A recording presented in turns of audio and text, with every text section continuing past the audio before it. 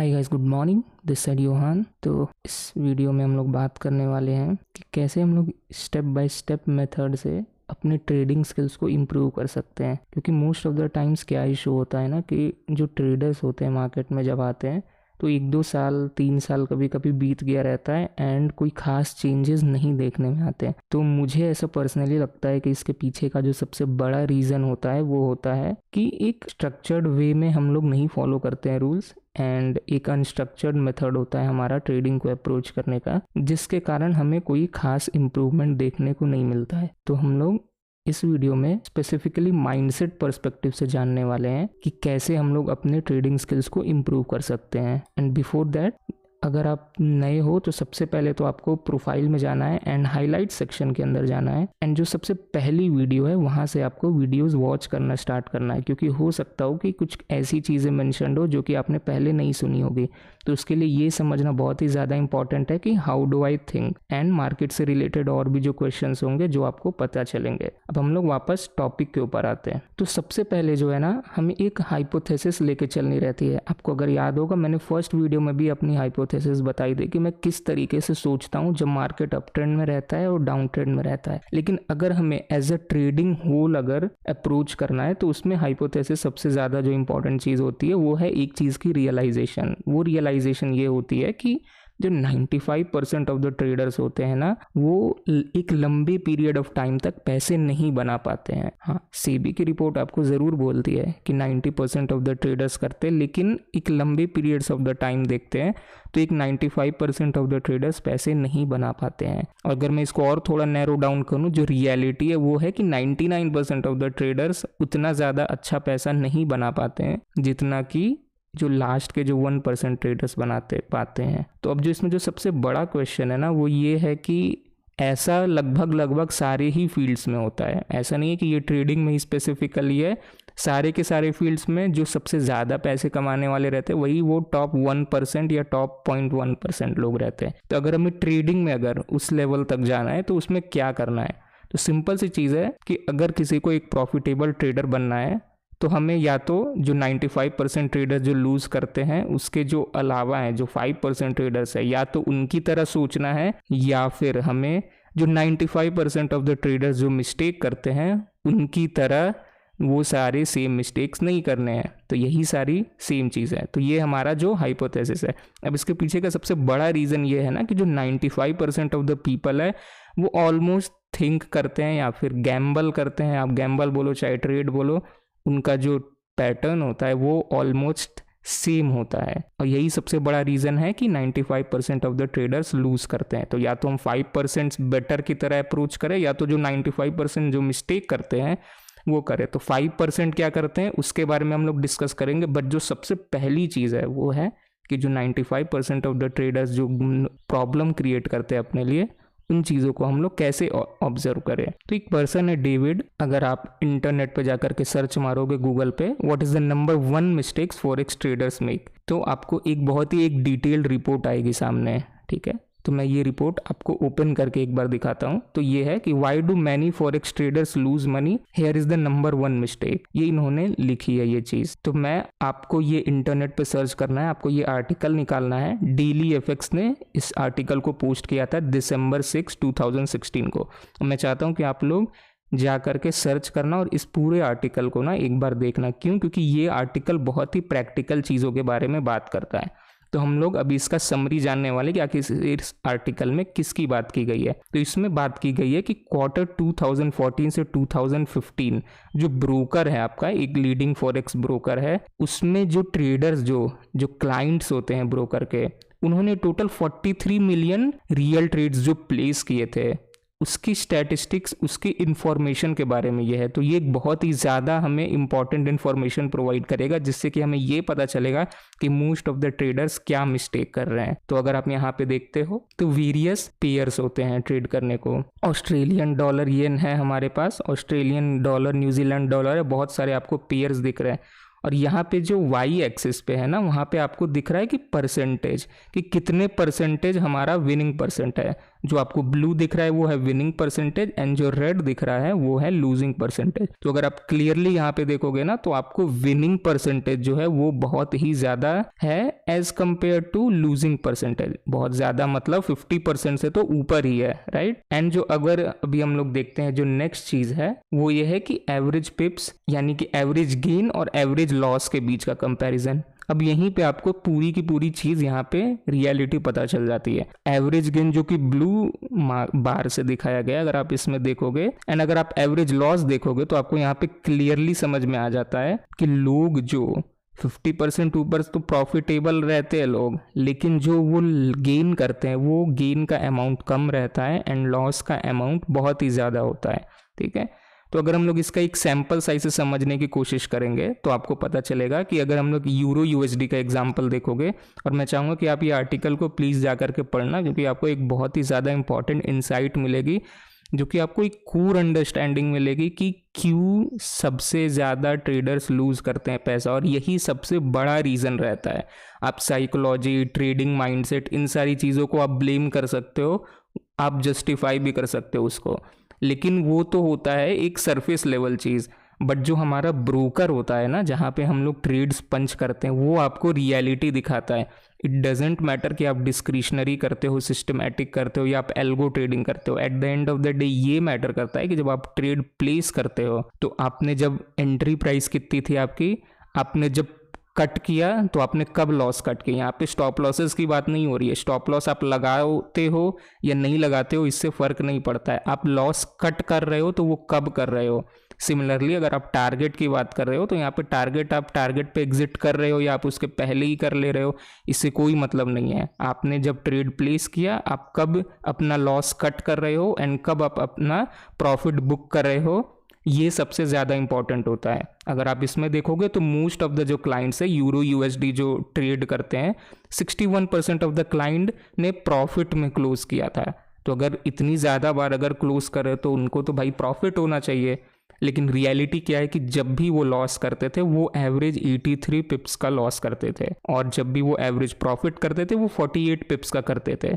And ये सारी की सारी चीज़ें हैं ना सेम, आप स्टॉक ट्रेड करते हो, कमोडिटी, इंडेक्स, फ्यूचर सब करते हो, लगभग ये सारी चीज़ें यही रहती है स्टैट्स के अकॉर्डिंग। और अगर हम लोग बात करते हैं यहाँ पे जो फॉरेक्स की बात कर रहे हैं, इसीलिए क्योंकि इसके ऊपर रिसर्च हुई थी। अब आपको पिप्स पता है या नहीं पता है इससे ज़्यादा मैटर नहीं करता, आप इसे एज अ पॉइंट आप इमेजिन कर लो कि जब भी आप गेन कर रहे हो आप 48 पॉइंट्स गेन कर रहे हो, और जब आप लूज कर रहे हो आप 83 पॉइंट्स लूज कर रहे हो। इसका मतलब क्या है कि आप 1.72 आई थिंक, राइट, यानी कि आप 1.7 रुपीज रिस्क कर रहे हो सिर्फ 1 रुपये बनाने के लिए, यानी कि जो आपका रिस्क टू रिवॉर्ड है वो 1:1 से भी कम है।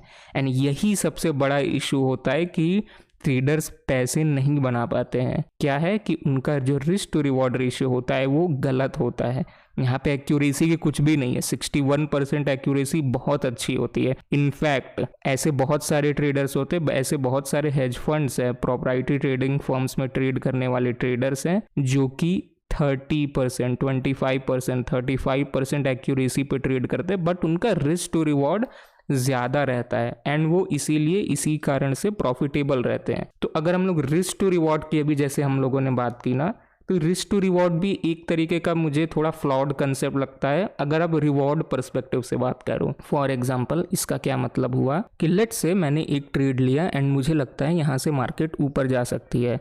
मैंने 10 पॉइंट का रिस्क लिया एंड मैंने 20 पॉइंट्स का रिवॉर्ड कैप कर दिया। तो क्या मुझे सपना आया है कि यहाँ से मार्केट 20 पॉइंट से ऊपर जाएगा, क्या इससे और ऊपर नहीं जा सकता है? The answer is absolutely not. तो इसीलिए जो रिस्क टू रिवॉर्ड का जो कंसेप्ट है ना वो थोड़ा सा फ्लॉड है रिवॉर्ड पर्सपेक्टिव से। हाँ, बट रिस्क के पर्सपेक्टिव से ये बहुत ही अच्छा है, क्योंकि हमारा जो गोल होना चाहिए वो ये होना चाहिए कि जब भी हम लोग कोई भी ट्रेड्स को पंच कर रहे हैं या एग्जीक्यूट कर रहे हैं, हमेशा ऑलवेज हमें पता होना चाहिए कि हम लोग इस ट्रेड में कितना ज़्यादा रिस्क करने वाले हैं। एंड ये चीज़ें बहुत ही ज़्यादा इम्पॉर्टेंट हो जाती है हमारे लिए। तो अगर आप इस ग्राफ को देखोगे तो एक सिंपल सा है, आपने बहुत ज़्यादा बार इसे देखा होगा कि जब भी हमारा risk to reward ratio let's say अगर 1:1 है, तो अगर हम लोग 50% ऑफ द टाइम्स अगर राइट रहते हैं तो हम लोग ब्रेक इवन पे रहते हैं, और अगर हमारा रिस्क टू रिवॉर्ड रेशियो 1:2 है तो हमें सिर्फ 33% ऑफ द टाइम राइट रहना पड़ता है। तो ऐसा भी नहीं है कि हमें गोल करना है कि 1:4, 1:3, 1:5 है,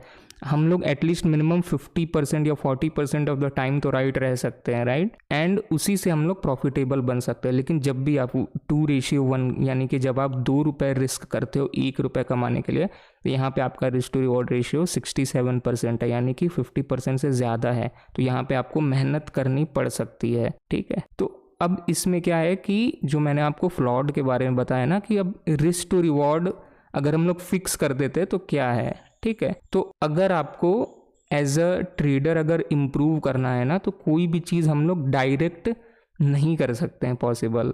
तो उसके लिए क्या है कि हमें स्टेप बाय स्टेप इंक्रीज करना होगा। तो जो सबसे पहला स्टेप है वो है कि हमें risk to reward ratio limit करना होगा। अभी मैंने जस्ट बताया कि risk to reward ratio limit करना बेकार चीज़ है, लेकिन हमें ये करना पड़ेगा। क्यों करना पड़ेगा? वो है कि डिसिप्लिन सेट करने के लिए। तो क्या करना है कि हमें जब भी ट्रेड हम लोग करने वाले हैं ना, हम लोग हमेशा ट्रेड करने वाले हैं 2 लॉट्स में। कभी भी हम लोग 1 लॉट में ट्रेडिंग नहीं स्टार्ट करने वाले, हम लोग हमेशा स्टार्ट करेंगे 2 लॉट में। क्यों? क्योंकि फ्यूचर में हम जब भी करेंगे तो ऐसा तो नहीं है कि हम लोग सिर्फ एक ही क्वांटिटी में करेंगे, ज़्यादा क्वांटिटी में करेंगे। तो आई एम नॉट सेइंग कि आप 10 लॉट, 20 लॉट, 30 लॉट में स्टार्ट करो। जब भी स्टार्ट करो 2 लॉट में करो। क्यों? क्योंकि इससे हमें एक हैबिट बिल्डिंग होगी। सबसे पहला है स्टेप ए जो है हमारा, वो है कि हमें रिस्क टू रिवॉर्ड को लिमिट करना पड़ेगा। यानी कि लेट्स से अगर हम लोग 2 लॉट में ट्रेड कर रहे हैं, तो जो पहली क्वांटिटी है आप डिसाइड कर लो आपको क्या करना है। या तो आप 1:1.5 या 1:2 पे आप 1 लॉट एग्जिट करोगे, एंड जो सेकंड लॉट है ना उसको आप होल्ड करोगे। कब? स्टॉप लॉस कॉस्ट में लगा करके। उसका ये फायदा होगा कि आप अगर गलती से मार्केट पूरा ट्रेंड करता है तो आप कैप्चर कर लोगे। लेकिन ये हमारा मेन मोटिव है ही नहीं। इसमें जो हमारा सबसे पहला मेन मोटिव है वो ये है कि हमें डिसिप्लिन बिल्ड करना है। क्योंकि जब आपने पहली बार जब 1:2 सेट किया ना, हमने यहाँ पे कोई भी बात नहीं की कि हमारा यहाँ पे सपोर्ट अप्रोच हो रहा है या रेजिस्टेंस अप्रोच हो रहा है, या फिर कोई एक इंडिकेटर ने आपको सिग्नल दिया इसलिए आपने 1:2 को कैप किया। हमने यहाँ पे कुछ भी चीज़ के बारे में नहीं सोचा है, डायरेक्टली 1:2 पे कैप कर दिया हम लोगों ने कि भाई मेरा तो जो पहला लॉट है वो एग्जिट तभी होगा जब वो 1:2 को हिट करेगा। तो ये होता है हमारा स्टेप ए। तो जब स्टेप ए जब हम लोग कंप्लीट कर लेते हैं ना, और जब हम लोग इम्प्रूव करते हैं इसके आगे, तो उसके बाद जो हमारा अगला स्टेप आता है वो होता है ट्रेलिंग करना स्टॉप लॉसेस को। इसमें क्या होता है कि हमें इसमें रिवॉर्ड को हमेशा ओपन रखते हैं, यानी कि हम लोग इसमें रिवॉर्ड सेट नहीं करते, और हमारा जब भी पोजीशन जब हम लोग एग्जिट करते हैं वो ट्रेलिंग स्टॉप लॉस हिट होता है हमारा। कभी भी हम लोग टारगेट सेट नहीं करते। अब इसमें क्या है ना कि आप डायरेक्टली कभी भी स्टेप बी पे आप नहीं जंप कर सकते हो।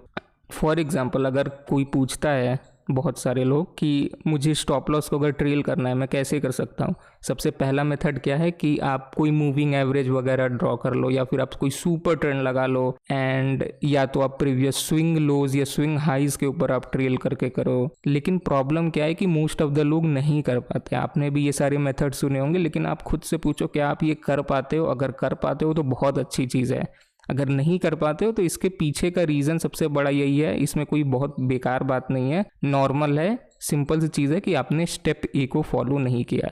तो आप कभी भी स्टेप ए से डायरेक्ट आपको स्टेप बी पे आप जंप करोगे, आप डायरेक्ट स्टेप बी नहीं कर सकते हो। तो जो सबसे पहला स्टेप होना चाहिए वो है आपका कि आप एक रिस्क टू रिवॉर्ड फिक्स करो, आधी क्वांटिटी एग्जिट करो, एंड फिर आप स्टॉप लॉस ट्रेल करके होल्ड करो ट्रेड को। एंड जो स्टेप सी होती है जो कि सबसे ज़्यादा डिफिकल्ट होती है वो है पिरामिडिंग। ठीक है, मैंने आपको पिरामिडिंग के बारे में बताया, इसके बारे में और डिटेल में मैं बताऊंगा पिरामिडिंग कैसी होती है। लेकिन सिंपल सी चीज़ है कि आप पिरामिडिंग कभी भी आप स्टेप बी पे जाए बिना नहीं कर सकते हो, यानी आप स्टेप ए से स्टेप सी पे कभी कर ही नहीं सकते हो पिरामिडिंग। इसके पीछे आपको बहुत बड़ा साइकोलॉजिकल इशू आप फेस करने वाले हो, जिसके बारे में हम लोग बाद में बात करने वाले हैं। तो अगर हम लोग बात करते हैं कि एवरेज डे एक ट्रेडर का कैसा जाता है, तो सबसे पहला क्या होता है कि वो हमेशा टॉप फाइंड करने की कोशिश करता है। यानी कि जैसे ही उसको मार्केट ऊपर जाते हुए दिखता है वो कुछ तो भी इंडिकेटर लगा लेंगे, जैसे कि RSI ओवर बॉट हो गया है, या फिर कुछ भी उनको दिख सकता है और उनको लगेगा कि अब तो मार्केट यहाँ से नहीं गिर सकता है, और वो वहाँ पे शॉर्ट करेंगे। दूसरा क्या हो सकता है कि मार्केट नीडल की तरफ फॉल हो रहा है, कंटिन्यूसली फॉल हो रहा है, RSI, स्टोचैस्टिक्स, ये सारी चीज़ें हम लोग देख रहे हैं, और ऐसा सोच रहे हैं कि मार्केट ओवरसोल्ड हो चुका है, अब तो यहाँ से मोमेंटम आ जाएगा, तो हम लोग क्या करते हैं कि बाय करने की कोशिश करते हैं। ये एक एवरेज ट्रेडर की normal day to day life होती है। और तीसरा क्या होता है कि कभी भी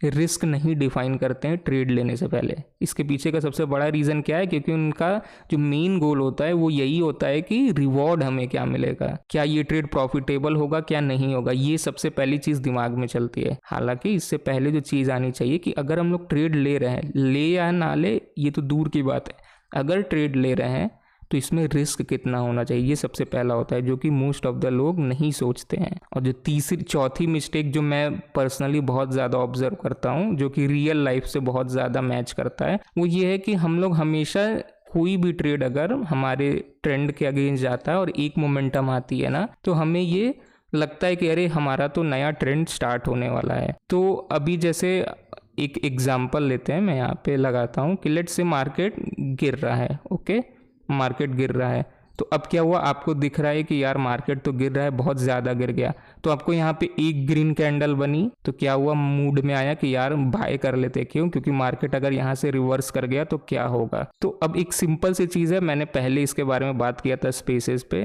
कि ये जब भी हम लोग ऐसा बिहेवियर शो करते हैं ना, तो ये बस ये शो करता है लैक ऑफ मार्केट अंडरस्टैंडिंग। क्योंकि मार्केट कभी भी डायरेक्ट वी शेप रिकवरी बहुत रेयरली देता है। अगर आप अपने माइंड में रिकॉल करने की कोशिश करो कि मार्केट वी शेप रिकवरी कब दिया, तो आपके दिमाग में आएगा कि हाँ मार्केट वी शेप रिकवरी होती है, मार्केट गिर रहा है, अचानक से वो छोटा सा पुल बैक लेकर के वो ऊपर चला गया। ये दिमाग में इसलिए लगता है क्योंकि ये एक बहुत ही रेयर इवेंट रहता है। हालांकि मोस्ट ऑफ द टाइम जब भी मार्केट गिरता है तो आपको वो प्रॉपर टाइम देगा, आपको वो लोअर हाई हायर लो बना करके, हायर हाई हायर लो बना करके वो ऊपर आपको जाते हुए दिखने वाला है हमेशा। अब इसका जो सबसे बड़ा एग्जाम्पल है ना कि ये क्यों होता है, तो इसी चीज़ को ऑब्जर्व किया गया था। जो ट्रेडर आपको बैठे रहते हैं ब्रोकर के ऑफिस में और वो देखते हैं कि ट्रेडर्स पंच कैसे कर रहे हैं। तो ये स्टोरी है लेमन ब्रदर क्राइसिस की, आपको पता होगा जो हुआ था। तो सितंबर 15, तो उस समय क्या हुआ था कि डाउ जोन्स ना फॉल हो रहा था और ब्रोकर के ऑर्डर फ्लो में ना क्वांटिटी दिख रही थी जो रिटेल उनके क्लाइंट्स पंच कर रहे थे। तो आप सोचो उनका माइंडसेट कैसा था कि डाउ जोन्स गिर रहा है एंड वो बाय करने की कोशिश कर रहे हैं। क्यों? क्योंकि उनके दिमाग में क्या चल रहा है कि अगर कोई भी चीज़ फॉल कर गई है तो वो चीज़ चीप है, वो सस्ती चीज़ है, तो हम लोग इसे बाय कर लेते हैं। लेकिन मार्केट हमारा चीप और एक्सपेंसिव मेंटालिटी से नहीं चलता है। ये हमारा सुपर मार्केट नहीं है कि कोई तो भी सेल चल रहा है एंड मैं इसे चीप में उठा लेता हूँ। तो ये चीज़ सबसे ज़्यादा बड़ी इशू रहती है। और अगर उस दिन की बात करोगे आप डाउ जोन्स में, तो एक सिंगल ग्रीन कैंडल आपको दिखी थी एंड उस ग्रीन कैंडल में जितना ऑर्डर फ्लो क्रिएट हुआ था उनके क्लाइंट्स का, आपको उससे पता चलेगा कि बहुत सारे लोगों ने बहुत बड़ी क्वांटिटी पंच कर रही थे जब भी एक ग्रीन कैंडल बनी थी। तो ये सारे जो मिस्टेक्स है ना, जो कि एक नॉर्मल जो बिहेवियर होता है, जिसको रिटेल ट्रेडर का भी जो बिहेवियर बोलते हैं, ये सारी चीज़ें वो बिहेवियर शो करते हैं। एंड यही सबसे बड़ा रीज़न होता है कि 95% ऑफ द ट्रेडर्स जो हैं वो पैसे लूज़ करते हैं। और जो सबसे लास्ट है वो ये है कि taking a trade outside the rule book. Let's say मैंने डिसाइड किया है कि मैं ये सेटअप यूज़ करूँगा। आप मुझे कभी भी देखो, आप ट्विटर पे मैं लगभग सेम सेटअप ही यूज़ करता हूँ। मेरे 4-5 सेटअप्स हैं तो एक्चुअली में 15-20 सेटअप, लेकिन मैंने डिसाइड करके रखा है कि मैं सिर्फ यही 4-5 सेटअप्स को यूज़ करूँगा और मैं हमेशा वही यूज़ करता हूँ। प्रॉब्लम क्या हो जाती है कि जब हम लोग ट्रेड्स पंच कर देते हैं जो कि हमारे रूल बुक में मेंशन नहीं है। अब इसके पीछे का क्या रीज़न है? फॉर एग्जांपल जैसे मैंने आपको फर्स्ट वीडियो में टाइप बी सेटअप के बारे में बताया, उसमें क्या है कि जब भी ब्रेकआउट होता है हम लोग ट्रेड लेते हैं, अगर ब्रेकआउट फेल हो जाता है तो भी हम लोग उसको ट्रेड ले लेते हैं। तो जब आप उसको कंटिन्यूअसली जब आप ट्रेड करोगे ना, तो आपको एक आइडिया लग जाता है कि इसकी एक्यूरेसी कितनी है, ये कितने टाइम वर्क करता है। लेकिन जब आप एक रैंडम ट्रेड पंच करते हो तो उसकी आपको स्टैटिस्टिक्स उसके पास आपका नहीं रहता है। एंड यही सबसे बड़ा रीज़न है कि हम लोग लूज़ करते हैं। इसका जो सबसे बड़ा एग्जाम्पल होता है वो होता है ओवर ट्रेडिंग। अगर आप ओवर ट्रेडिंग समझोगे तो ओवर ट्रेडिंग से क्यों लॉसेज होते हैं हमारे, अगर आप साइकोलॉजिकल पर्सपेक्टिव से देखोगे तो हम लोग अननेसेसरी ट्रेड्स लेते हैं। बट अगर मैंने जो ऐसे आपको बताया कि आप डेप्थ में अगर आप सोचोगे तो क्या हो रहा है एक्चुअली में ये हो रहा है, अगर आप ब्रोकर में जाके देखोगे कि आपने जब ट्रेड पंच किए ना, आपने प्रॉफिट्स तो लगाए 5 या 10 पॉइंट के, लेकिन आपने लॉसेस बड़े बड़े लिए। ये बहुत ही ज़्यादा कॉमन है। अगर आप देखोगे ना, एक बड़ी सी लेट से ग्रीन कैंडल बनती है, बहुत सारे लोग स्कैल्प करते हैं कि एक बड़ी ग्रीन कैंडल बनी है एज पर द रूल, यानी more than 50% of the time हमारे ट्रेंड सस्टेन करते हैं। तो लेट्स से अगर एक higher high and higher low बना है एंड प्रीवियस कैंडल एक बहुत बड़ी ग्रीन कैंडल बनी है, तो आप अगर ट्रेड लोगे ना उसमें, तो आप देखोगे मोस्ट ऑफ द टाइम वो नेक्स्ट कैंडल भी ग्रीन ही बनेगी। एंड यही चीज़ सबसे ज़्यादा लोग मिस्टेक कर देते हैं कि नेक्स्ट कैंडल ग्रीन बनती भी है, वो 10-15 पॉइंट कैप्चर भी करते हैं, उन्हें लगता है कि वाओ मैंने बहुत अच्छा कैप्चर किया, लेकिन जिस समय वो रिवर्स करते हैं, वो जो बड़ी ग्रीन कैंडल रहती है ना, उसमें स्टॉप लॉस उनका बहुत ही ज़्यादा हिट हो जाता है। तो यही सबसे बड़ा जो है ना मेन इशू होता है नॉर्मल ट्रेडर का। और जो लास्ट होता है वो ये होता है कि साइकोलॉजिकल इश्यूज़ में वो स्टक हो जाते हैं। तो अभी हम लोग इन सारी चीज़ों के बारे में आने वाले टाइम में हम लोग और भी बात करने वाले हैं। लेकिन एक जो सबसे बड़ा मेन क्वेश्चन रहता है ना, जो मैं देखा हूँ बहुत सारे डीएम्स आते हैं, मोस्टली लोगों का यही कहना है कि यार मैं ना चार्ट रीडिंग बहुत अच्छे से कर लेता हूँ, लेकिन मेरा पैसा नहीं बन पाता है। हो सकता हो शायद आप भी ऐसा सोचते हो कि आपकी चार्ट रीडिंग स्किल्स बहुत अच्छी है, लेकिन आप पैसा नहीं बना पाते हो। तो बट मैं बोलता हूँ कि मुझे ऐसा नहीं लगता है कि आप शायद सच में चार्ट रीडिंग में बहुत अच्छे हो। मे बी इसके पीछे का रीज़न ये हो सकता है कि हम लोग 3 चीज़ों के अंदर फंस चुके हैं। पहला है hindsight bias, confirmation bias and cognitive dissonance. हम लोग इन्हीं 3 चीज़ों के बारे में बात करेंगे एंड इन्हीं 3 चीज़ों से ना हम लोग सब कुछ जस्टिफिकेशन दे देंगे कि हमारे लिए सबसे जो मेन इशू है वो क्या हो रहा है। इसके बारे में कुछ भी चीज़ जानने की ज़रूरत नहीं है, ठीक है। तो अगर मैं आपसे एक क्वेश्चन पूछूं, अगर आप प्राइस एक्शन में आपने ट्रेंड लाइन वर्ड का नाम सुना होगा, क्या लगता है आपको कितने percentage of the times trend line work करते हैं? तो हमारे पास इसका एग्जैक्ट डेटा तो नहीं है, लेकिन हाँ प्रोबेबिलिटी वाइज हम लोग ये बता सकते हैं कि मोस्ट नंबर ऑफ टाइम्स ये वर्क नहीं करते हैं, यानी कि 50% से भी कम एक्यूरेसी है ट्रेंड लाइन के काम करने की। बट द क्वेश्चन इज कि पीपल फिर भी क्यों यूज करते हैं ट्रेंड लाइन? और वो करते तो हैं एंड कुछ लोग तो उससे प्रॉफिटेबल भी हो जाते हैं। मोस्ट ऑफ द ट्रेडर्स नहीं हो पाते हैं प्रॉफिटेबल ट्रेंड लाइन का यूज करके, लेकिन कुछ लोग होते हैं जो कि हो जाते हैं।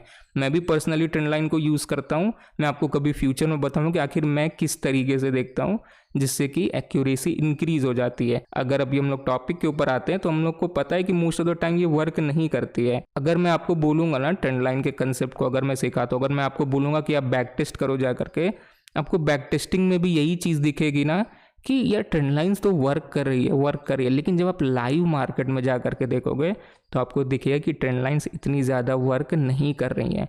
इसके पीछे का सबसे बड़ा रीज़न क्या होता है? वो होता है कन्फर्मेशन बायस। और ये सबसे ज़्यादा ट्रेंड लाइंस और इंडिकेटर्स में सबसे ज़्यादा आपको देखने को मिलता है। इसमें बेसिकली क्या होता है कि आपको मैंने बोला कि चलो ये ट्रेंड लाइन का कंसेप्ट है, ये मैंने आपको सिखा दिया, अब आप जा करके बैक टेस्ट करो।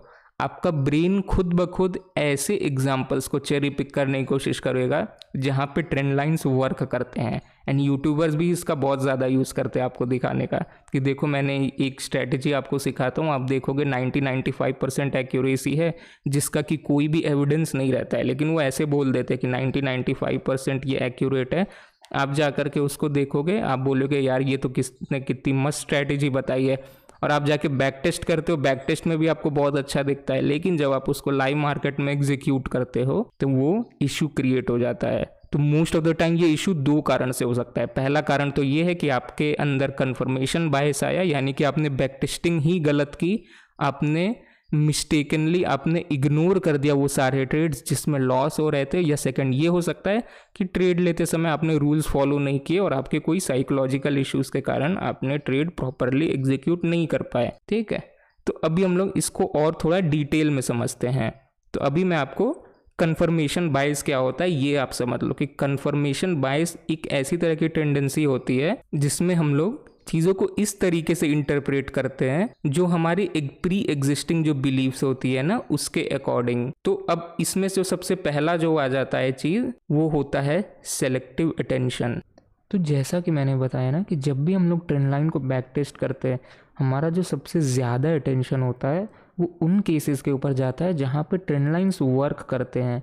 तो हम लोग क्या करते हैं कि ज़बरदस्ती कर्व फिट करते हैं अपने माइंड में ही कि ये देखो ट्रेंड लाइन्स मेरा यहाँ पे वर्क कर रहा है, और हम लोग ओवरलुक कर देते हैं वैसे केसेस में जहाँ पे कि ट्रेंड लाइंस फेल कर रहे होते हैं। अगर हम लोग जो सेकंड एग्जांपल देखते हैं सेलेक्टिव इंटरप्रिटेशन, इसका मतलब क्या है, अगर हम लोग ट्रेंड लाइन के ही पर्सपेक्टिव से अगर हम लोग बात करें कि आपने ये चीज़ नोटिस की होगी कि मार्केट ऊपर जा रही है, ठीक है, आपने लोज को कनेक्ट किए और आपने एक ट्रेंड लाइन ड्रॉ किया, ट्रेंड लाइन का ब्रेकडाउन तो हुआ लेकिन उसके बाद मार्केट ऊपर चला गया, तो आप लोग उसको भी जस्टिफाई करते हो। कैसे जस्टिफाई करते हो कि since trend is a friend, market ऊपर जा रहा है इसीलिए मार्केट ट्रेंड लाइन को ब्रेक करके वापस से ऊपर चला गया। तो अब हम लोग इसको अगर डेप्थ में थोड़ा सोचने की कोशिश करें कि इसका फिर क्या सेंस बनता है, क्योंकि पहले केसेस में हम लोगों ने सिंस ऐसे एग्जाम्पल्स देखे जिसमें कि ट्रेंड लाइन वर्क कर रहा है, लेट से मार्केट फॉल कर रहा है, एक ट्रेंड लाइन बनी और मार्केट फॉल किया, तो हम लोग बोलते हैं वाओ देखो ट्रेंड लाइन वर्क कर रहा है।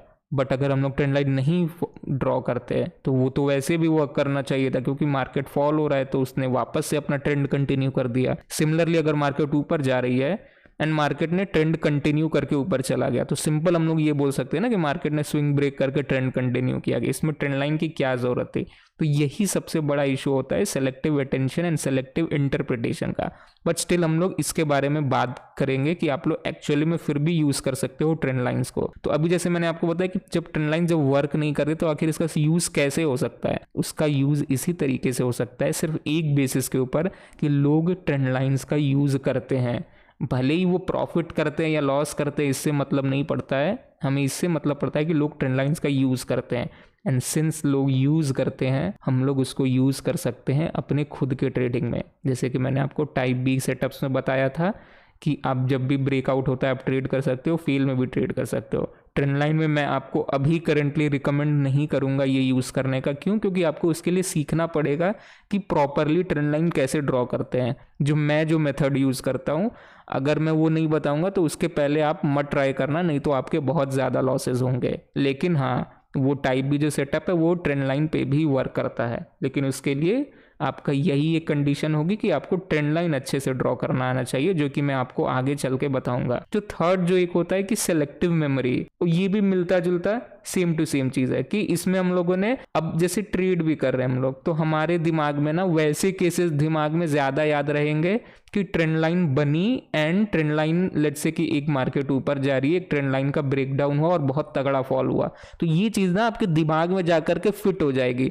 उसके बाद आगे जाकर के भले ही वो 3 4 5 6 बार वो फेल कर जाए, आपके दिमाग में वो रहेगा कि यार एक बार ट्रेंड लाइन बनी थी ना, बहुत तगड़ा फॉल आया था, और आपको वही चीज वापस से next time let's say 7th या 8th टाइम में दिख जाएगी, तो आपको लगेगा कि वाओ देखो कितना मस्त काम करता है ट्रेंड लाइन। लेकिन यहाँ पे जो मेन चीज है, जो मेन इशू आ रहा था हमारा, वो था कि हम लोगों ने एक सेलेक्टिवली डिसाइड किया था। अगर आप एग्जांपल देखोगे, यहाँ पे मैंने एक ट्रेंड लाइन ड्रॉ किया, मस्त है राइट, मार्केट ऊपर जा रहा है, यहाँ पे लोज टेस्टेड है, मैंने एक ट्रेंड लाइन ड्रॉ किया, मार्केट ने यहाँ पे ब्रेक डाउन दिया एंड ऊपर गया। तो हम लोग इसको कैसे जस्टिफाई कर देंगे, लोग मोस्टली कैसे करेंगे कि देखो यहाँ पे ब्रेक डाउन हुआ, मार्केट फॉल तो हुआ, उसके बाद ऊपर चला गया। क्यों ऊपर चला गया? क्यों? क्योंकि मार्केट अपना ट्रेंड फॉलो कर रहा था। तो भाई क्या जरूरत है फिर इसकी। सेकंड एग्जांपल देखेंगे, बिल्कुल सेम वही चीज है कि ट्रेंड लाइन बनी, यहाँ पे फॉल हुआ, यहाँ पे ऊपर गया, तो ये तो अभी ध्यान चला गया। क्यों? क्योंकि जबरदस्ती यहाँ पे पकड़ के ड्रॉ कर रहे थे।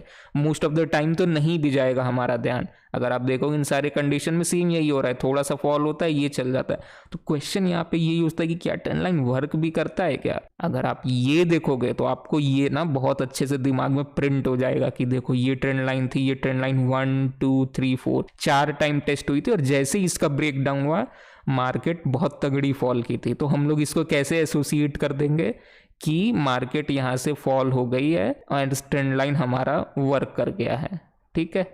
और अगर आप यहाँ पे ध्यान से देखोगे तो हमारा यहाँ पे, अगर आप यहाँ पे देखोगे 1 2 3, यहाँ पे हमारा एक टाइप बी सेटअप बना है। यहाँ पे फेल में हम लोग को यहाँ पे हम लोग शॉर्ट कर सकते थे। अगर आप सिमिलरली इस वाले केसेस में देखोगे तो आपको ये सारे कंडीशन ना दिमाग में प्रिंट हो जाएंगे, जो मैंने आपको सेलेक्टिव मेमोरी बताया था कि देखो ट्रेंड लाइन बनी एंड इसका ब्रेक डाउन हुआ, ये हो गया। तो यही मैंने अभी आपको चीज़ बताई कि जो सबसे बड़ा इशू हो रहा था मुझे इमेज कैप्चर करने का, वो यही हो रहा था कि बार बार मेरा ध्यान उन्हीं सारी एग्जाम्पल्स के ऊपर जा रहा था जिसमें कि ये ट्रेंड लाइन्स वर्क कर रही हैं। यही होता है हमारा कन्फर्मेशन बायस। तो अब कन्फर्मेशन बायस के आपको इश्यूज पता चल गए कि क्या होता है। एंड अगर आप देखोगे ना कि अब इसे कैसे हम लोग इम्प्रूव कर सकते हैं, तो उसका सबसे बेस्ट मेथड होता है, वो होता है कि systematic back testing. Systematic back testing मतलब अभी हम लोगों ने क्या किया, चार्ट को जाकर के स्क्रॉल कर रहे हैं हम लोग रैंडमली कि चलो पीछे जाकर के देखते हैं, तो हमारा बाय डिफ़ॉल्ट ध्यान उसी पे जाएगा जहाँ पे वो वर्क करे। लेकिन अगर हम लोगों ने एक फिक्स्ड रूल बना लिया कि हमारी ट्रेंड लाइन जो ड्रॉ होनी चाहिए वो एक स्पेसिफिक इसी कंडीशन की होनी चाहिए, फिर हम लोग बैक टेस्ट करेंगे, जो कि मैं आपको बताया कि मैं आपको फ्यूचर में बताऊंगा। तो जाकर के आप एक अच्छे से जब आप सिस्टमैटिकली बैक टेस्ट करोगे तो आप कंफर्मेशन बायस को मिटिगेट कर पाओगे। अच्छा, मिटिगेशन का मतलब क्या होता है? एक होता है कि आपने कंफर्मेशन बायस को एलिमिनेट कर दिया। मिटिगेट करने का मतलब होता है कि उसको बस रिमूव कर दिया थोड़ा सा। सेकंड है कि सीकिंग डिसकन्फर्मिंग एविडेंस, यानी कि ये है कि जानबूझ के आप लॉस मेकिंग ट्रेड्स को सर्च करो तो आप जाकर के इससे थोड़ा ओवरकम कर सकते हो। थर्ड है आपका सिंपल है कि आप पीयर रिव्यू एंड फीडबैक आप जाकर के लो जिससे कि पता चलेगा। फोर्थ है आपको स्टैटिस्टिकल एनालिसिस, यानी कि आप स्टैटिस्टिक सब निकाल करके देखो कि कितने आपको प्रॉफिट दे रहे हैं, कितने आपको लॉस हो रहे हैं, तब आपको जा करके पता चलेगा कि आपको ये चीज़ वर्क कर रही है कि नहीं। और ज़रूरी नहीं है कि आपको ट्रेंड लाइंस की ही मैं बात कर रहा हूँ, मैं आपको जस्ट एक एग्जांपल बता रहा हूँ। ये इंडिकेटर्स बहुत सारी चीज़ों में लगभग सेम चीज़ होती है। और जो सबसे मोस्ट इंपॉर्टेंट चीज़ है ना, वो है कि आपको अपना ट्रेडिंग जर्नल मेंटेन करना पड़ेगा। इसके बारे में हम लोग बहुत ही ज़्यादा डिटेल में बात करने वाले हैं क्योंकि यही हमारा सॉल्यूशन होगा। तो अगर अभी आप देखोगे, आपने इस तरीके के ना यूट्यूब वीडियोस देखे होंगे, तो इसमें मैंने यही चीज़ आपको बताने की कोशिश की कि कैसे आपको यूट्यूब ना ट्रैप कर सकता है कंफर्मेशन बायस दिखाने में। आप देखोगे, I tested 100% win rate trading strategy, I tested 92% win rate EDX strategy, Heikin Ashi strategy. आप ये सारी चीज़ों को आप देखोगे ना तो आपको बहुत ही ज़्यादा ये आपके दिमाग में स्टक करेगा। और मैं अगर आपको मेरी पर्सनल स्टोरी बताऊं तो मेरे साथ ना पर्सनली यही होता था। तो मैं क्या सोचता था कि लेट्स से मैं रात में सोने के लिए जा रहा हूँ, तो मैं इंस्टेड ऑफ कुछ इंटरटेनिंग देखूं, इससे अच्छा मैं कुछ नॉलेजेबल चीज़ देख लेता हूं, ऐसा मुझे लगता था। और वो नॉलेजेबल चीज़ क्या मैं सोचता था, ये इन सारी वीडियोस को मैं सोचता था कि मैं रात में कुछ फालतू देखने से अच्छा है कुछ ये सब देख लूंगा।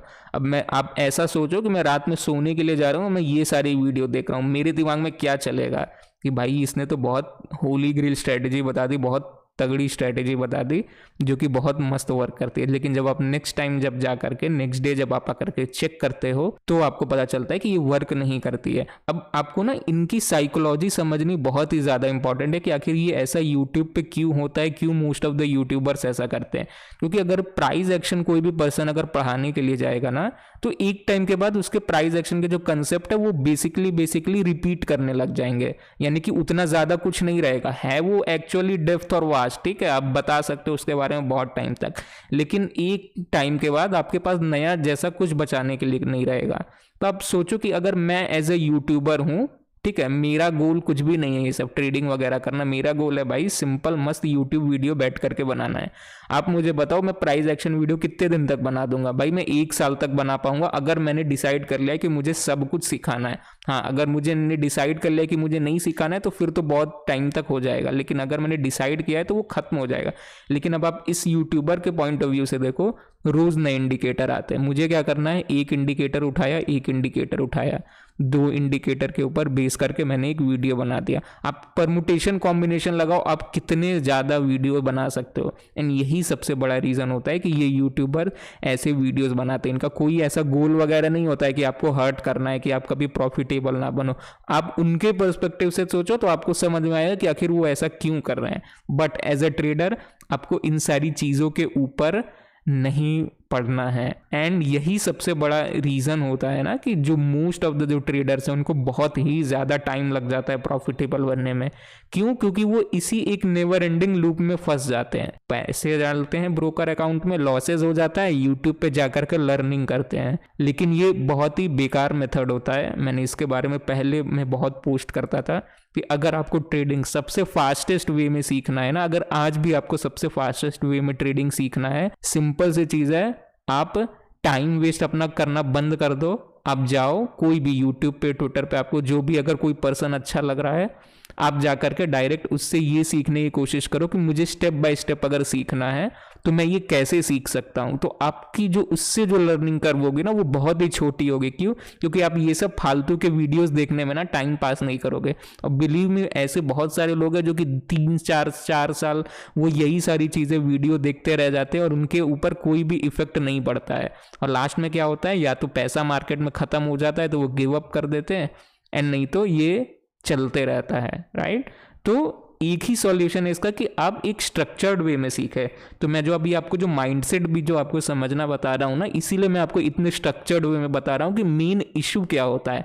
क्योंकि अगर आपको जिस दिन मेन इशू समझ में आएगा तो आप एटलीस्ट आप प्राइस एक्शन यूज करो, आप सिस्टमैटिकली एल्गो ट्रेडिंग, आप कुछ भी करो, लेकिन आपके दिमाग में ये रहेगा कि मुझे किस तरीके से ट्रेडिंग को अप्रोच करनी है। तो मेन गोल अभी इसका यही है कि आप एक राइट माइंडसेट से एक राइट डायरेक्शन में जाओ, ठीक है। और यही ना सबकी स्टोरी भी रहती है। अभी जैसे मैंने आपको बताया कि मोस्ट ऑफ द वीडियोस रहते हैं, अभी जैसे मैंने देखता हूँ ना कमेंट कि ब्रो आपने टाइप बी सेटअप बताया तो अब मुझे और सेटअप्स बताओ, ये करो। लेकिन अगर रियलिटी अगर आप देखोगे ना तो कहीं ना कहीं हम में भी यही सारी चीज़ें इनग्रेव्ड हो जाती है कि आप पूछोगे कि मुझे अब टाइप सी सेटअप बताओ या टाइप ए सेटअप बताओ। ऑब्वियसली इसके बारे में हम लोग फ्यूचर्स में डिस्कस करेंगे, लेकिन चीज़ है कि जब टाइप बी सेटअप जब हम लोगों ने पढ़ा तो हम लोगों में से कितने लोगों ने एक्चुअली में मार्केट में जाकर के उसको रोज ढूंढने की कोशिश करते हैं कि यहाँ पे टाइप बी बन रहा है। अगर मैं आपको प्रैक्टिकल सेशन में बताऊं तो बहुत कम ऐसे लोग रहते हैं जो कि एक्चुअली में टैग करते हैं या फिर डीएम करते हैं या फिर पूछते हैं कि ब्रो क्या ये टाइप बी सेटअप है, क्या ये बना, गलत है सही है, इससे कोई हमें मैटर नहीं है, लेकिन क्या हम फाइंड करने की कोशिश कर रहे हैं। अगर नहीं कर रहे हैं या फिर हमारा गोल ये हो गया है कि नहीं भाई मैंने तो ये ट्रेडर सेटअप सीख लिया, अब मैं नए सेटअप के ऊपर जाऊंगा, तो फिर वही चीज़ लूप वाली चीज़ हो जाती है कि हम लोग लूप में स्टक कर जाते हैं। जो हमारे पास जो एग्जिस्टिंग नॉलेज जो हम लोगों ने गेन किया है उसके ऊपर हम लोग फोकस नहीं कर पाते हैं। और नेक्स्ट यही चीज़ है कि मोस्ट ऑफ द लोगों के अंदर ऐसा सोचते हैं कि यार मैं तो बहुत अच्छा मार्केट ना प्रेडिक्ट कर लेता हूँ, फिर भी मैं लॉसेज में रहता हूँ। क्या हो सकता है इसके पीछे का रीज़न? उसके पीछे का सबसे बड़ा रीज़न होता है वो होता है हिंड साइड बायस। अब हिंड साइड बायस क्या होता है? हिंड साइड बायस सिंपल सा है कि भाई मुझे तो पहले से ये सारी चीज़ें पता थी। आपने देखा होगा, और ये चीज़ें ना ट्विटर यूट्यूब हर जगह बहुत ज़्यादा होते हैं, इवन टीवी न्यूज़ एंकर में वो क्या करते हैं, जैसे ही मार्केट कंटिन्यूअसली हाई बनाना स्टार्ट करता है ना वो चिल्लाना स्टार्ट कर देते हैं कि मार्केट इतने फॉल गिरेगा, मार्केट इतने फॉल गिरेगा, मार्केट में एक बहुत ही लंबा करेक्शन आने वाला। मार्केट आप देखोगे कंटिन्यूअसली वो हाईज लगाते जा रहा है, बट वो ये चीज़ें रोज बोलते रहेंगे। अब आपको पता है प्राइस का जो नेचर होता है वो कभी भी एक डायरेक्ट अपसाइड तो जाएगा नहीं, रिट्रेसमेंट उसके अंदर आएगा, एक फॉल तो आएगा उसमें कुछ टाइम के बाद। एंड जैसे ही वो फॉल आता है वो चिल्लाने लग जाते हैं कि भाई देखो मैंने तो पहले ही बोला था फॉल आएगा, एंड देखो फॉल आ गया। एंड यही चीज़ ट्विटर पे भी बहुत ज़्यादा कॉमन है, और ये चीज़ ना लोगों के भी दिमाग में होती है कि हाँ यार वो पर्सन ना बहुत ज़्यादा टाइम से बोल रहा था कि फॉल आएगा, एंड फॉल आ भी सकता है। तो क्या उस पर्सन के बोलने से फॉल आया है? नहीं, ये क्या था, ये था एक हिंड साइड बायस। क्यों? क्योंकि फॉल तो आना ही था इसलिए आ गया, लेकिन सिंस मैं बहुत ज़्यादा टाइम से बोल रहा था इसके बारे में, इसलिए लोगों ने इससे एसोसिएट कर लिया कि इसने बोला या फिर इसने प्रेडिक्ट कर लिया कि फॉल आने वाला है। तो ये सबसे बड़ी चीज़ होती है, और यही जो मैंने आपको बताया कि सोशल मीडिया पे तो होता है, हम लोग खुद के साथ भी ये सारी चीज़ें करते हैं। आप सोचो आपने खुद भी ये सारी चीज़ें बहुत बार की होगी कि यार मैंने ना कल सोचा था कि ओवरनाइट कल पुट्स कैरी कर लूँ या पुट बाय कर लूँ या फिर मैं फ्यूचर शॉर्ट कर लूँ या फिर मैं कॉल शॉर्ट के स्प्रेड्स बना लूँ। क्यों? क्योंकि मुझे लगता है नेक्स्ट डे गैप डाउन होगा। ट्रेड हम लोगों ने भले ही नहीं लिया, लेकिन नेक्स्ट डे जब गैप डाउन हो जाता है तो हम लोग बोलते हैं यार मुझे तो पता था। ऐसा आपने ज़रूरी नहीं है कि एक ही बार सोचा होगा, पहले भी आपने सोचा होगा, लेकिन जिस दिन आप गलत हुए होगे उस दिन आप क्या जस्टिफिकेशन दोगे कि यार अच्छा हुआ मैंने नहीं लिया ट्रेड, क्योंकि अगर लेता तो लॉस हो जाता। आपने उसको एक पॉजिटिव नोट में छोड़ दिया, एंड जब आपका जो ट्रेड था जो आपने नहीं लिया और आपका डायरेक्शन सही हो गया, आपने उसको भी एक पॉजिटिव साइड में छोड़ दिया।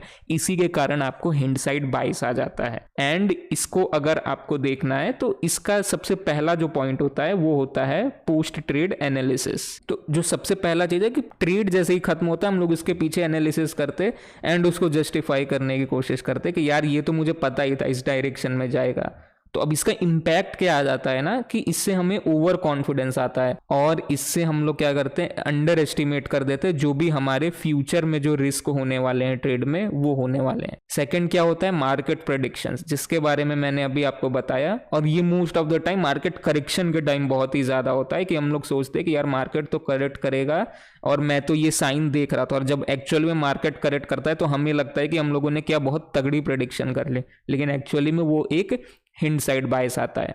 थर्ड होता है कि हमें ट्रेडिंग स्ट्रेटेजी जब हम लोग इवेल्युएट करते हैं, तो फॉर एग्जांपल जैसे लेट से हम लोग अपने पास्ट ट्रेड्स को इवेल्युएट कर रहे हैं ना, तो एक ट्रेडर ऐसा सोच सकता है, ये पॉइंट आउट कर सकता है कि कुछ चीजें ना एक सर्टेन वे में पॉइंट आउट कर रही थी। फॉर एग्जांपल अगर मैं कुछ इंडिकेटर्स के नाम बताऊं, फॉर एग्जांपल हम लोग बोलिंजर बैंड की बात करते हैं। अगर आप सोचो कि बोलिंजर बैंड कैसे वर्क करता है, आपको पता होगा कि जब भी मार्केट ना कंसोलिडेट करती है तो बोलिंजर बैंड की रेंज नैरो होती है, ठीक है। अगर आपको नहीं पता है बोलिंजर बैंड तो इट्स फाइन, लेकिन अगर आपको पता है तो आप इस चीज को इमेजिन करो जो मैं बोल रहा हूँ। तो अब बोलिंजर बैंड नैरो हो रही है जब वो साइडवेज है। अब बोलिंजर बैंड एक्सपैंड कब होगा, जब मार्केट फटेगा, या तो ऊपर फटेगा या तो नीचे फटेगा। अब कभी भी देखोगे ना मार्केट जब भी फटेगा ऊपर, वो ऊपर फटेगा और नीचे आएगा, ठीक है। तो अब आप बोलिंजर बैंड को अगर आप देखोगे ना तो आप देखो कि यार ये बोलिंजर बैंड जब ऊपर गया, जब उसने अपर रेंज का जब ब्रेकआउट दे करके जब वापस से वो नीचे आया ना, तो मार्केट वहां से फॉल कर गई। और इसमें हिंड साइड का आप कंफर्मेशन बाइस भी आपका काम करने लग जाता है। अब जबरदस्ती वैसे ट्रेड्स को फाइंड करने की कोशिश करते हो जिसने आपके जो सोचा था कि ये होता है, उसी चीज को आपने प्रूफ करने के लिए वैसी सारी चीजों को आप खोजना स्टार्ट कर देते हो। तो ये सबसे बड़ा चीज रहता है। एंड जो इसके आगे की जो चीज है वो है मिस जजिंग रिस्क, यानी कि लेट्स से कि एक प्रॉफिटेबल ट्रेड है, ठीक है, आपने एक ट्रेड लिया ब्रेकआउट पे, एंड ट्रेड आपका बहुत मस्त जा रहा है, ठीक है, बट उसके बाद क्या होता है कि वो ट्रेड ना गिरना स्टार्ट कर देते हैं, यानी कि मार्केट वहां से गिरना स्टार्ट कर देती है। एंड जब से ही वो गिरना स्टार्ट कर देती है, आपने एग्जिट तो नहीं किया, लेकिन जब वो गिर जाती है ना तो फिर आप देखते हो वहां पे रीजन की क्या रीजन था कि अरे यहाँ पे साइकोलॉजिकल लेवल था, यहाँ पे एक रेजिस्टेंस लेवल था। क्योंकि अगर आप सपोर्ट एंड रेजिस्टेंस अगर आप ड्रॉ करने के लिए जाओ तो आपको हर जगह दिख जाएगा, हर एक छोटे टाइम फ्रेम में, हर एक बड़े टाइम फ्रेम में आपको दिख जाएगा। तो आप कुछ भी लॉजिक दे सकते हो किसी भी चीज का, लेकिन अगर आप एक स्ट्रक्चर्ड वे में जाते हो तो आप ये सब चीज नहीं करोगे। तो ये सारी चीजें ना इशू हो जाती है, ऐसे हम लोगों के अंदर बायसेस क्रिएट हो जाते हैं। अब हम लोग एक डायरेक्शनल ट्रेडिंग का ना एक बहुत ही फेमस कोट है, आपने सुना होगा कि ट्रेडिंग करना कितना इजी है ना, ट्रेडर बनना कितना इजी है। आपको क्या करना है, लॉसेस स्मॉल कट करने हैं और जो विनर्स है उसको राइड करना है। आपने बहुत बार सुना होगा, इवन बहुत सारे टिपिकल साइकोलॉजी बुक्स में भी आपको सुनने को मिला होगा कि cut your losses short and ride your winners. But जब मैं ये लाइन पढ़ता हूँ ना तो मुझे आती है ये है हंसी, मुझे हंसी आती है ये कि भाई ये तो चीज़ें मुझे समझ में आ गई कि मुझे लॉसेस कट करने हैं और विनर्स को राइड करने हैं, ये बात बिल्कुल सच है। बट सबसे बड़ा इशू तो यही है ना कि मैं ये कर नहीं पाता हूँ, कि मैं लॉसेस नहीं कट कर पाता हूँ स्मॉल और विनर्स नहीं राइड कर पाता हूँ। आप जब एक लेवल के ऊपर आप जाओगे ना तो आप लॉसेस भी कट कर लोगे स्मॉल, लेकिन आप विनर्स राइड नहीं कर पाओगे। क्योंकि अगर आप विनर्स राइड करना अगर आपको आ गया, इसका मतलब है कि आप 100% आप ऑलरेडी प्रॉफिटेबल बन चुके हो। इसके पीछे का क्या रीज़न है, इसके पीछे का रीज़न होता है कॉग्निटिव डिसोनेंस। कॉग्निटिव डिसोनेंस क्या होता है, तो हम लोग एक बार इसे रीड करते हैं कि cognitive dissonance is in trading refers to a psychological discomfort that arises when a trader holds two conflicting beliefs और when their actions conflict their beliefs. तो मैं आपको इसका ना एकदम सिंपल सा एग्जांपल बताता हूँ जो कि आपको समझ में आ जाएगा। अगेन हम लोग ब्रेकआउट का एग्जांपल लेने वाले हैं कि लेट्स से एक ब्रेकआउट हुआ है और हम लोगों ने ना उसमें अंदर ट्रेड लिया, बाय किया है हम लोगों ने। अब मार्केट ऊपर जा रहा है और मार्केट में अब हमें एक रिट्रेसमेंट दिख रहा है, यानी कि मार्केट ऊपर जा रहा है एंड मार्केट थोड़ा सा ना फॉल करता है। अब हमारे दिमाग में दो चीज़ें आएगी। पहला, यार मुझे एक ना यहाँ पे स्मॉल रेजिस्टेंस दिख रहा है, तो एक काम करता हूँ कि मार्केट यहाँ से ना गिर सकती है, तो मैं यहाँ पे एग्जिट कर देता हूँ। अब जो दूसरी चीज़ है यहाँ पे हमारे दिमाग में आ रही है वो क्या है कि यार ये रेजिस्टेंस ना बहुत ही वीक है, ये इजीली ब्रेक हो सकता है और मार्केट यहाँ से ऊपर जा सकती है। अब होता क्या है नेक्स्ट मोमेंट में कि एक और रेड कैंडल बन जाती है। अब हो जाती है हमारी हालत ख़राब। क्यों? क्योंकि अब हमें लगता है कि यार मैंने तो ट्रेड लिया ब्रेकआउट एंड ये ब्रेकआउट सक्सेसफुल भी हुआ, हमारा प्रॉफिट भी बन रहा है एंड लेकिन अब जा कर के मेरे प्रॉफिट्स रिड्यूस होने लगे हैं। तो अब हमें क्या करना चाहिए, तो हमारा जो माइंड है ना, तो कॉग्निटिव डिसोनेंस के अकॉर्डिंग जब भी हमारा माइंड है सबसे सिंपल सा वे फाइंड करता है, वो ये है कि जो भी पेन हो रहा है हमें, जो भी दर्द हो रहा है, उस दर्द को खत्म कर दो। दर्द कैसे खत्म होगा, ट्रेड को एग्जिट करने से। एंड यही सबसे बड़ी रीज़न है कि हम लोग कभी भी अपने प्रॉफिटेबल ट्रेड्स होल्ड नहीं कर पाते। मार्केट जब तक ऊपर जा रहा है ठीक जा रहा है, लेकिन जैसे ही एक रेड कैंडल दिखती है ना, हम लोग एग्जिट कर देते हैं। क्यों?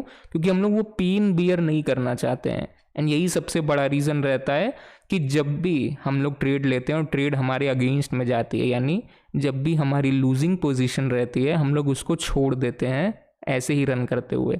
क्यों छोड़ते हैं हम लोग उसको रन करते हुए? उसके पीछे का यही रीज़न है कि हम लोग को पता रहता है ये चीज़ कि ये जो अभी हमें लॉसेस दिख रहा है ना, ये एक अनरियलाइज्ड गेन है, यानी कि ये अभी तक बुक नहीं हुआ, यानी कि मार्केट यहाँ से रिवर्स कर सकती है। और हम लोग इस होप में उसको पकड़ करके बैठे रह जाते हैं। तो सिंपल सी चीज़ है कि हम लोग चाहे लॉसेस होल्ड कर रहे हैं हम लोग, या फिर प्रॉफिट हम लोग होल्ड नहीं कर पा रहे, प्रॉफिट बुक कर ले रहे हैं, इसका जो मेन रीज़न यही होता है कि हम लोग अपने ज़िंदगी में ना पेन अवॉइड करना चाहते हैं। और यही चीज़ है जो मैंने यहाँ पे लास्ट में लिखी है कि our mind is designed to protect us from the pain. और यही सबसे बड़ा रीज़न होता है कि हम लोग हमारे विनिंग पोजीशन को पहले कट कर देते हैं। लॉसेस शायद आप पहले कट करना सीख गए होगे अगर आप बहुत ज़्यादा टाइम तक कर रहे हो, लेकिन जो विनिंग पोजीशन को जो होल्ड करना है वो सबसे ज़्यादा डिफिकल्ट टास्क होता है आपको। तो अब इस पेन को कैसे सॉल्व करना है, ये सबसे ज़्यादा इम्पॉर्टेंट चीज़ है।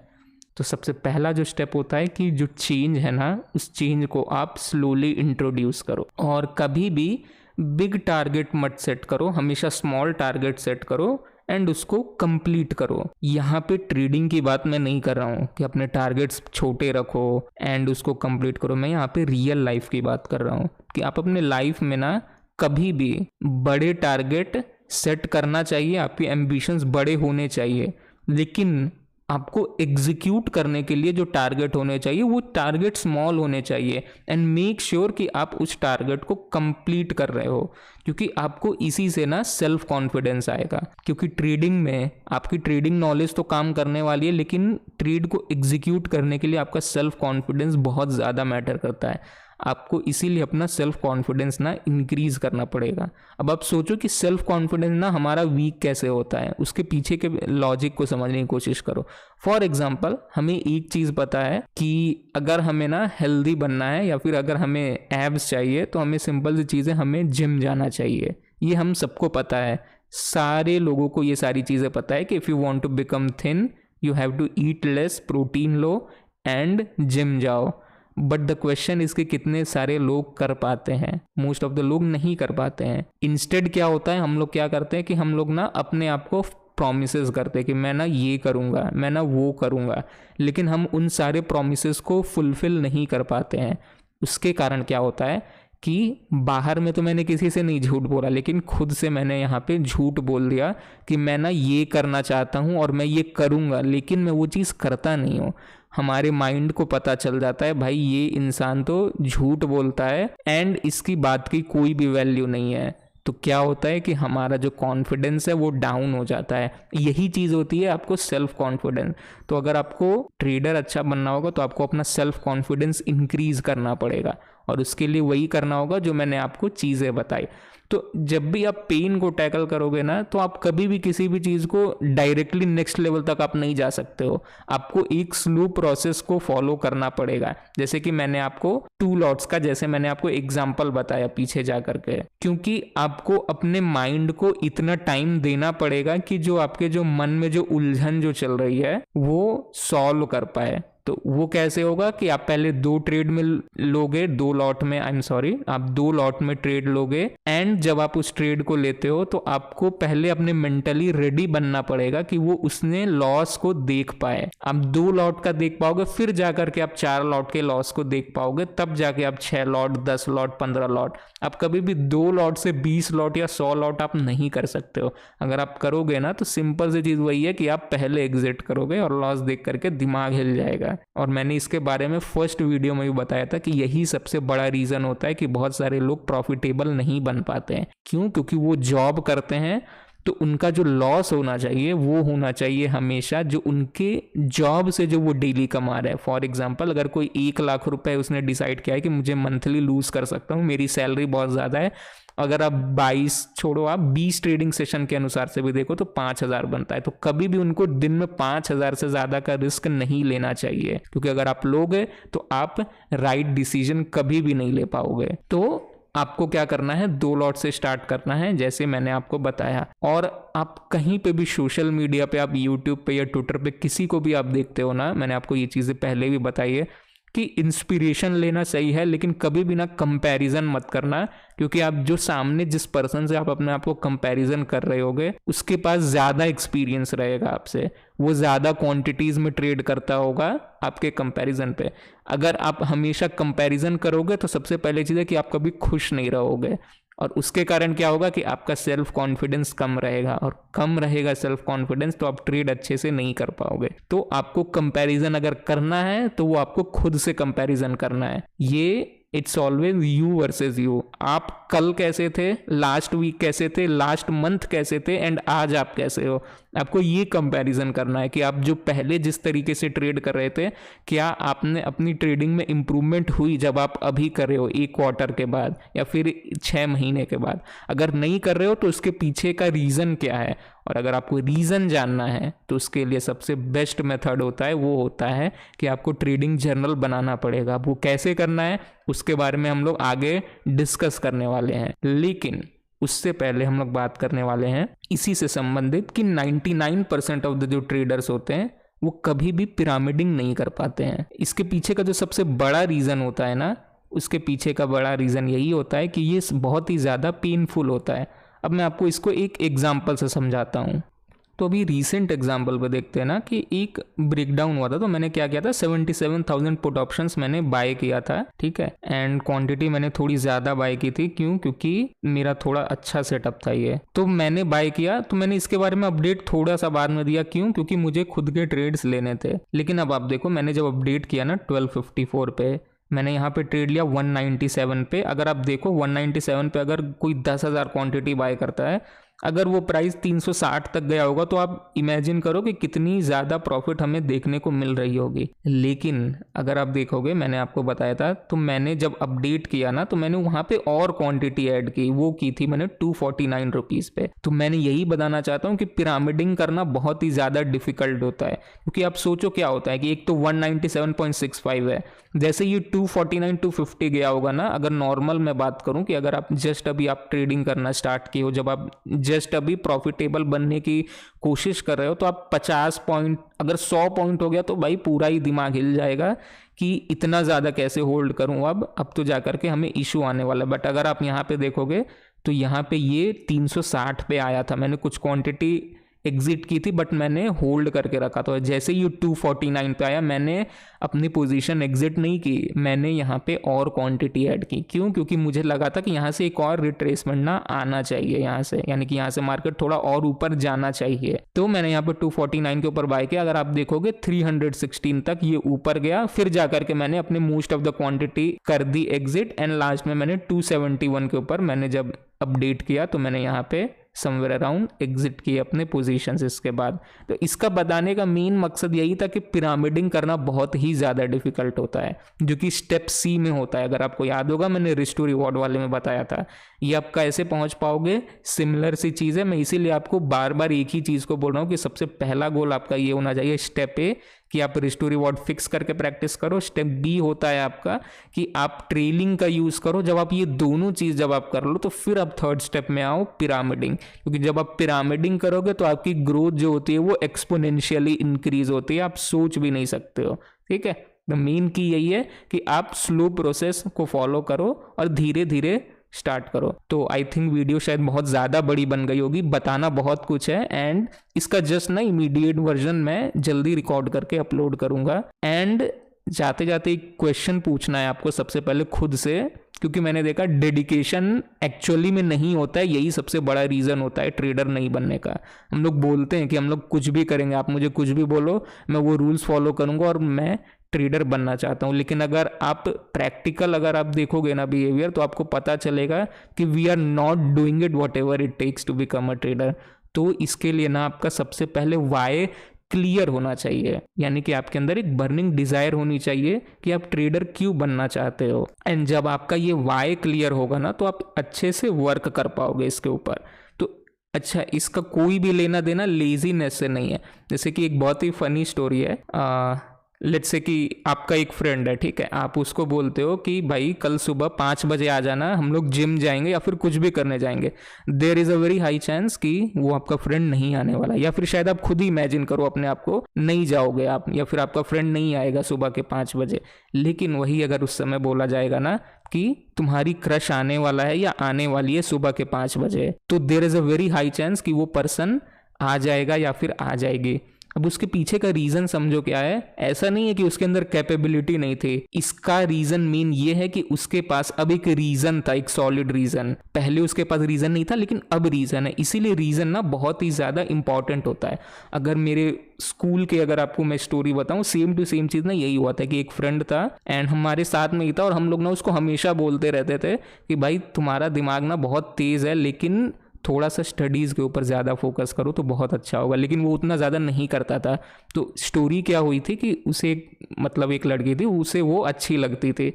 तो उसने क्या सोचा कि अगर मुझे इसे इम्प्रेस करना है तो मुझे पढ़ाई में अच्छा बनना पड़ेगा। तो वो ना मेहनत करने लग गया एंड वो एक बिलो एवरेज स्टूडेंट से एक अबव एवरेज स्टूडेंट बन गया। बाद में तो कुछ नहीं हुआ लेकिन इससे एक चेंज आ गया। तो मेन गोल यही है आपको ये स्टोरीज बताने का कि आपके अंदर अगर कोई भी बर्निंग डिज़ायर होगी, आपके पास एक प्रॉपर रीज़न होगा, आपके पास एक वजह होगी कि मुझे क्यों ट्रेडर बनना है, तो ये आपको बहुत ही ज़्यादा हेल्प करने वाला है आगे करने के लिए। तो अभी हम लोग वीडियो को एंड करेंगे क्योंकि हम लोगों ने यहाँ पे बात किया कि प्रॉब्लम क्या थी। हमारी सबसे बड़ी प्रॉब्लम क्या थी कि 95% ऑफ द ट्रेडर्स लूज करते हैं एंड 5% ऑफ द ट्रेडर्स बनाते हैं। तो वो क्या गलती करते हैं हमें पता चल गया। तो वो क्या गलती करते हैं हमें पता चल गया कि हमें क्या नहीं करना चाहिए। आगे जा करके हम लोग सीखने वाले हैं कि हमें अब क्या करना है। Thank you so much.